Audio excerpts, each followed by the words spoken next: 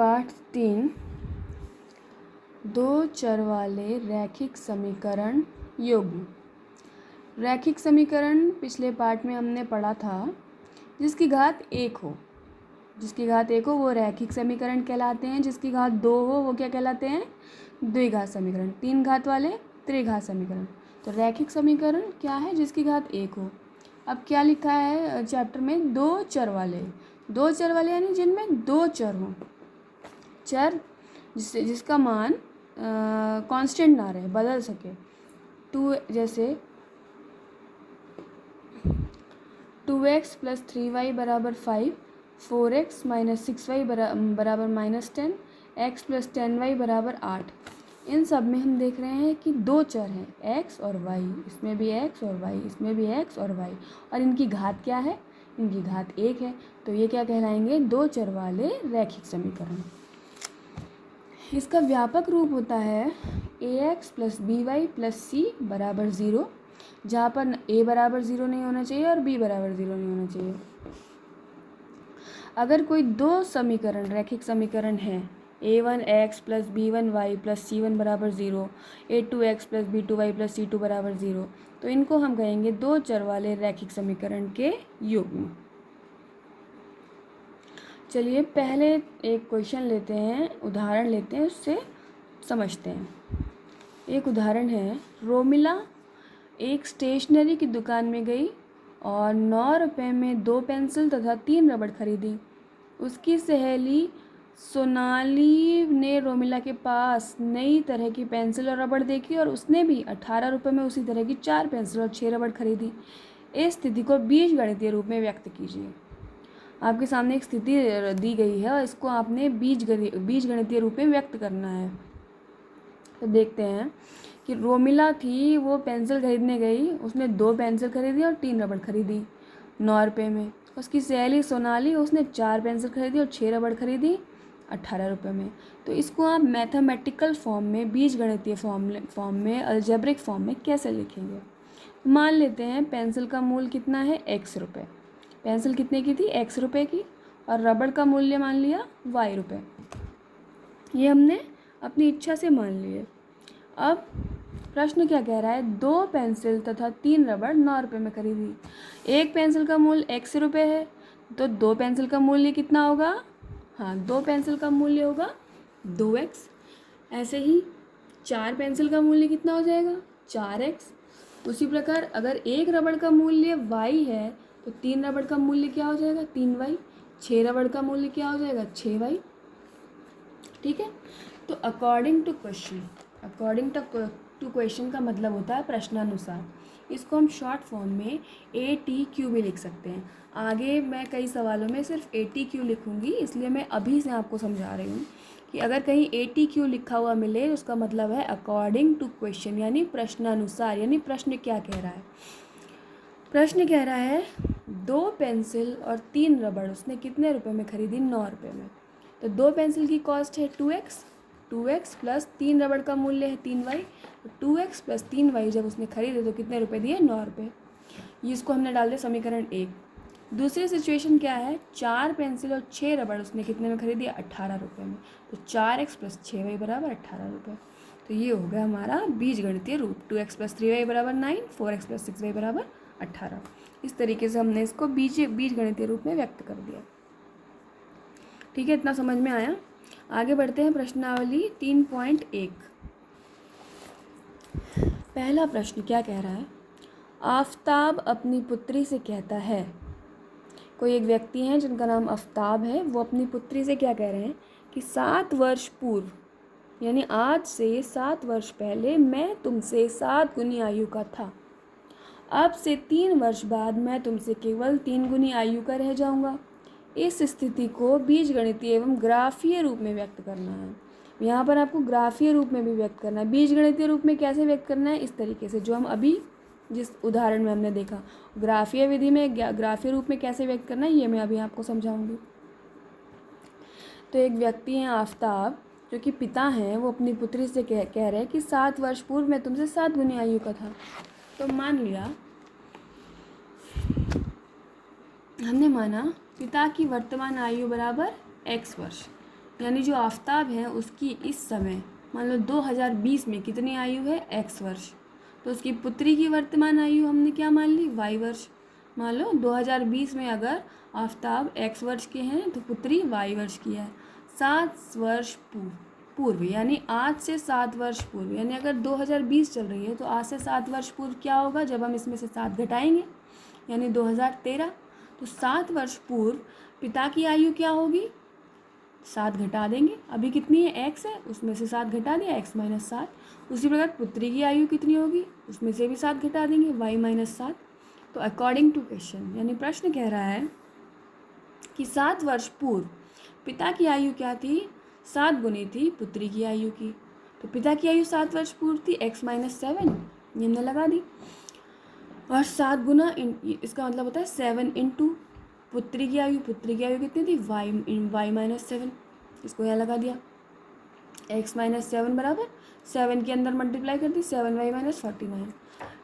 इन सबको इस तरफ ले आए, इक्वल टू के बराबर के चिन्ह के इस तरफ ले आए, तो x minus 7y minus 7 plus 49 बराबर 0।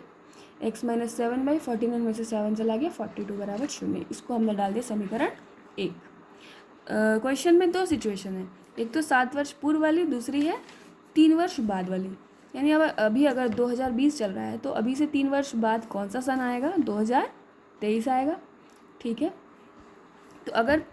तो 3 वर्ष बाद पिता की आयु कितनी हो जाएगी, अभी उनकी आयु कितनी है, x वर्ष है, वर्तमान आयु x वर्ष है। तो 3 वर्ष बाद कितनी हो जाएगी, x प्लस 3, वर्तमान आयु में 3 जोड़ देंगे। उसी प्रकार पुत्री की आयु कितनी हो जाएगी, y प्लस 3। तो दूसरी सिचुएशन क्या कह रही है, अकॉर्डिंग टू क्वेश्चन, यानी प्रश्नानुसार पिता की आयु 3 वर्ष बाद 3 गुनी पुत्री की आयु की कितनी है, 3 गुनी। तो पिता की आयु कितनी थी, x प्लस 3 बराबर 3 गुनी y प्लस 3। 3 से अंदर गुणा कर दी, 3y प्लस 9। इन सबको बराबर के चिन्ह के इस तरफ ले आए, ये हो गया x minus 3y plus 3 minus 9 बराबर 0। x माइनस 3y माइनस 6 बराबर 0। इसको डाल दिया हमने समीकरण 2। तो समीकरण 1 और समीकरण 2 ये हमारा क्या है, बीजगणितीय रूप। ठीक है, अब आते हैं ग्राफीय रूप के बारे में। तो ग्राफीय रूप, पहला हमारा समीकरण क्या निकला बीजगणितीय रूप से, x माइनस 7y प्लस 42 बराबर 0। इसमें से हम x का मान निकाल लेंगे, इन सबको इधर ले आएंगे, और जगह माइनस 42 प्लस 7y, x बराबर 7y माइनस 42। अब ये मैंने जब पिछले चैप्टर में आपको ग्राफ बनाया था तब भी सिखाया था कि x और y के मान निकालना। x और y ले लिया और हम y का कोई भी एक मान रखेंगे तो उससे हमें x का मान मिल जाएगा, या x का कोई भी एक मान रखेंगे तो y का मान मिल जाएगा। इस समीकरण में हमें अगर x का मान निकालना है तो y को हम कुछ भी अपने मन से रख देते हैं। यदि y बराबर 7 ले लिया, इसको इस समीकरण में रख दिया, तो x बराबर क्या हो जाएगा, y की जगह 7 रख देंगे, 7 इंटू 7 माइनस 42 या बराबर 7। तो जहाँ पर y बराबर 7 है वहाँ पर x बराबर भी 7 है। अब यदि y बराबर 8 ले लिया, y को क्या ले लिया, 8। ठीक है, तो इस समीकरण में रख देंगे, x बराबर 7 इंटू 8 माइनस 42 बराबर x कितना निकल के आ गया, 14। यानी जब y बराबर 8 है तो x बराबर 14। तीसरा, y बराबर 0 ले लिया, 6 ले लिया, इसको यहाँ सॉल्व कर लेते हैं। यदि y बराबर 6 ले लिया तो x कितना हो जाएगा, 7 इंटू 6 माइनस 42, 7 छंग 42 माइनस 42 कितना हो गया, 0। तो 0 और 6। यहाँ पे मैंने 3 वैल्यू निकाल के दिखा दिए हैं। आप केवल 2 वैल्यू से ग्राफ इसका बना सकते हैं। ग्राफ बनाने के लिए 2 पॉइंट मिल जाना पर्याप्त है। आप चाहें तो इसकी और वैल्यू भी निकाल सकते हैं, लेकिन 2 वैल्यू निकालना सफिशेंट होता है। अब दूसरा समीकरण हमारी आई थी x माइनस 3y माइनस 6 बराबर 0। बीजगणितीय रूप में 2 समीकरण हमने निकाली थी, उसमें से एक तो ये थी x माइनस 7y प्लस 42, दूसरी थी x माइनस 3y माइनस 6 बराबर 0। इसमें भी हम y के अलग अलग मान रखकर x के मान देख लेंगे। तो इससे हम x बराबर 6 प्लस 3y निकाल लेंगे। यदि y बराबर 0, y बराबर अगर हमने 0 लिया तो इस समीकरण में y 0 रखने पर क्या मिला, x बराबर 6, y 0 रखने पर x बराबर 6। अब यदि y बराबर 1 है, इस समीकरण में y बराबर 1 रखने पर क्या मिला, x बराबर 9। ये हमने पुट कर दिया। हमें इस रैखिक समीकरण के लिए 2 बिंदु मिल गए x के, ठीक है, एक्स और वाई के, और इस वाले रैखिक समीकरण के लिए भी दो बिंदु मिल गए। अब हम इनको ग्राफ में प्लॉट कर देंगे। ये ग्राफ थोड़ा छोटा पड़ गया, इसलिए मैंने इसको अलग से जोड़ लिया है। इसमें देखेंगे, आपको ऐसे नहीं बनाना है, एक ग्राफ कॉपी लेकर उसमें बनाना है। वाई ये होता है हमारा वाई अक्ष, ये होता है हमारा एक्स अक्ष, और ये होता है हमारा 0,0। यहाँ पर वाई भी 0 होता है, एक्स भी 0 होता है। ये नीचे वाई माइनस में होता है, ऊपर वाई प्लस में होता है, और एक्स अक्ष इधर प्लस में है और इधर माइनस में है। हमने इस पर बराबर दूरी पर इसका स्केल दे दिया, 1 2 3 4, और इस तरीके से संख्याएं डाल ली बराबर बराबर दूरी पर। ऐसे नहीं करना है कि एक यहाँ डाल लिया, दो यहाँ डाल लिया, सभी के बीच में दूरी बराबर होनी चाहिए। तो पहला बिंदु हमें मिला x बराबर 0 पर y बराबर 6। x 0 कहाँ है? x 0 होगा y अक्ष पर, x 0 होगा y अक्ष पर, तो यहाँ पर x 0 है और y क्या है? 6। एक बिंदु ये मिल गया। दूसरा बिंदु x बराबर 14, y बराबर 8, तो x ये रहा 14, y 8 ये रहा, इसको यहाँ ले जाएंगे और इसको यहाँ ले जाएंगे, और ये दूसरा बिंदु मिल गया। इन दोनों को जब स्केल से जोड़ देंगे, तीसरा बिंदु भी है, x बराबर y 7 और y बराबर 7। इन तीनों बिंदु को जोड़ देंगे तो ये एक रेखा मिली। ये किसकी थी? x माइनस 7y प्लस 42 बराबर 0। ये इस रैखिक समीकरण का ग्राफ है। दूसरा x बराबर 6, y बराबर 0, यहाँ आ गया, और अगला है y बराबर 1 और x बराबर 9। तो y बराबर 1 ये रहा, x बराबर 9 ये रहा, ये बिंदु दूसरा मिल गया। और जब हम इन दोनों को जोड़ेंगे तो एक रेखा ये बन जाएगी। ये किसकी है? x माइनस 3y माइनस 6 बराबर 0 की। इन ग्राफ को जब हम आगे तक मिलाएंगे तो ये जाके किसी एक बिंदु पर मिल जा रहे हैं। देख रहे हैं, ये ग्राफ जब आगे तक खींचे जा रहे हैं तो किसी एक बिंदु पर मिल रहे हैं। ये हो गया इसका ग्राफीय रूप। इससे हमने क्या देखा? जब ये एक बिंदु पर मिल रहे हैं तो ये जिस बिंदु पर मिल रहे हैं यही क्या है इसका हल। इसके बारे में अभी हम आगे पढ़ेंगे। होमवर्क है, 2 क्वेश्चन आपको करने हैं बिल्कुल इसी तरह।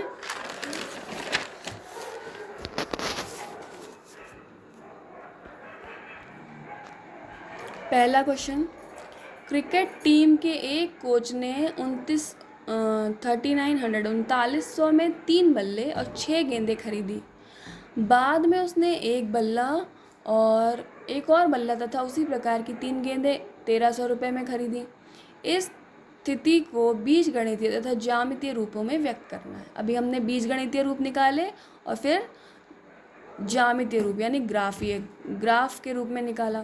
तो आपको यही करना है, पहले ज्यामितीय बीजगणितीय रूप निकालेंगे, फिर उसका ग्राफ बनाएंगे। अगर कहीं कट रहा होगा तो काटना भी है। दूसरा क्वेश्चन, 2 केजी सेब और 1 केजी अंगूर का मूल्य किसी दिन 160 रुपये था। 1 महीने बाद 4 केजी सेब और 2 केजी अंगूर का मूल्य 300 हो जाता है। इस स्थिति को बीजगणितीय तथा ज्यामितीय रूपों में व्यक्त कीजिए। आप देख रहे हैं कि दोनों ही प्रश्नों में 2 कंडीशन दी गई है। तो जहाँ भी आपको 2 रेखीय युग्म से डील करना है उसमें वहाँ पर आपको 2 कंडीशन दी गई होंगी।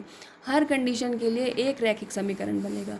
एक कंडीशन के लिए एक रैखिक समीकरण, दूसरे कंडीशन के लिए दूसरा रैखिक समीकरण। तो इस तरह आपके दो रैखिक समीकरण एक सवाल में बनेंगे। दोनों को आपको एक बीजगणितीय रूप में दिखाना है और दूसरा ज्यामितीय रूप में।